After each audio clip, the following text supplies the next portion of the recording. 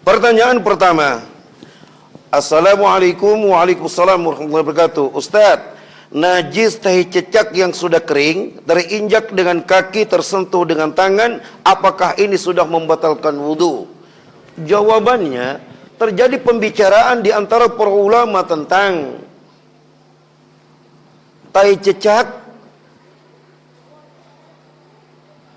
bahkan tahi cecak yang sudah kering, yang ada istilah dalam keterangan fikih ma'fun anhu, al-afu, yakni sesuatu yang dimaafkan.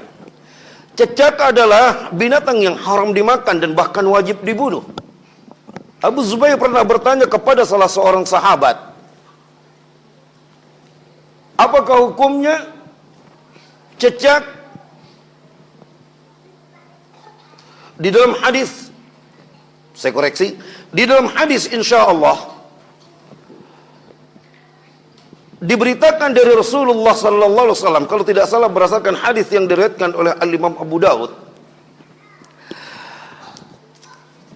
amarana Rasulullah sallallahu alaihi wasallam an qatlil wazghi.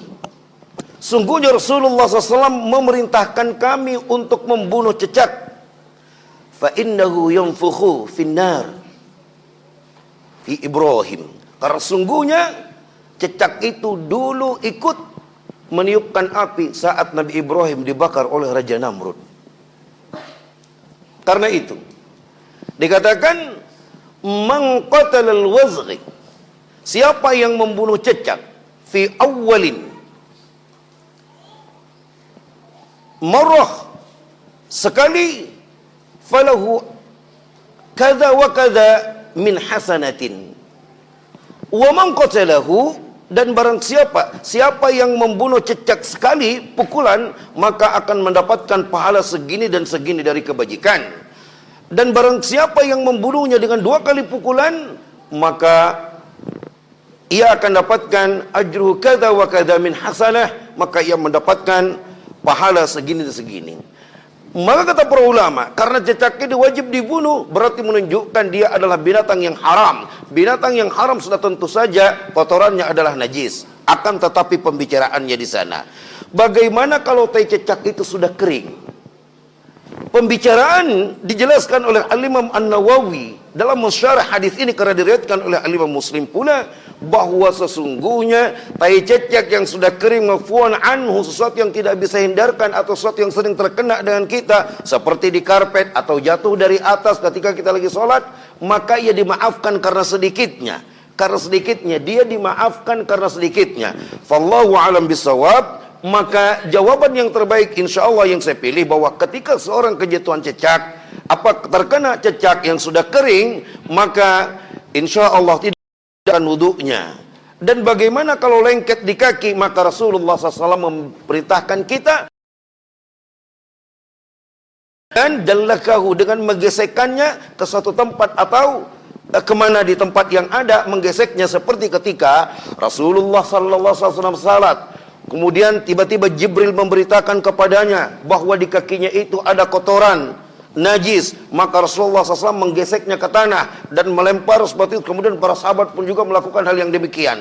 Tetapi kata para ulama, lihat dalam kitab Sahih Fiqh Sunnah, bahwa sungguhnya Rasulullah tidak mengulangi salatnya, menunjukkan bahwa salat pada saat itu tidaklah membatalkannya.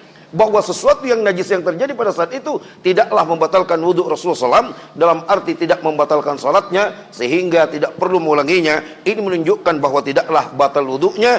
Demikianlah yang dijelaskan tentang cecak ini, dan antum bisa lihat dalam keterangan Al-Imam An-Nawawi ketika mensyarah hadis Sahih Muslim.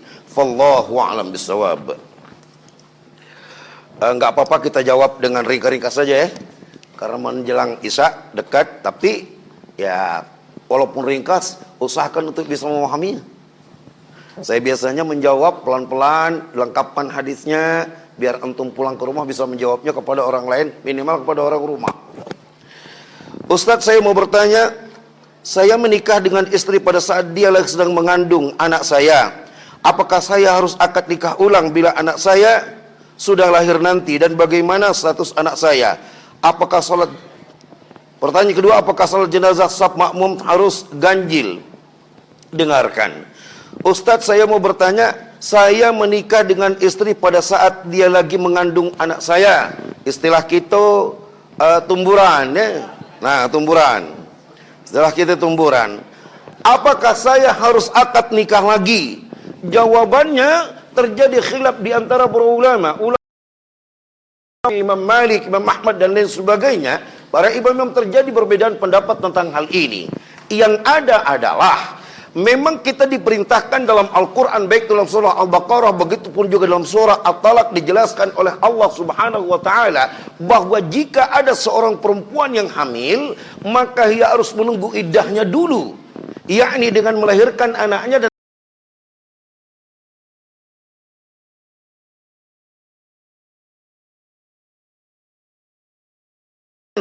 dia ini hamil, kemudian ditinggal oleh suaminya, dan kemudian mau menikah.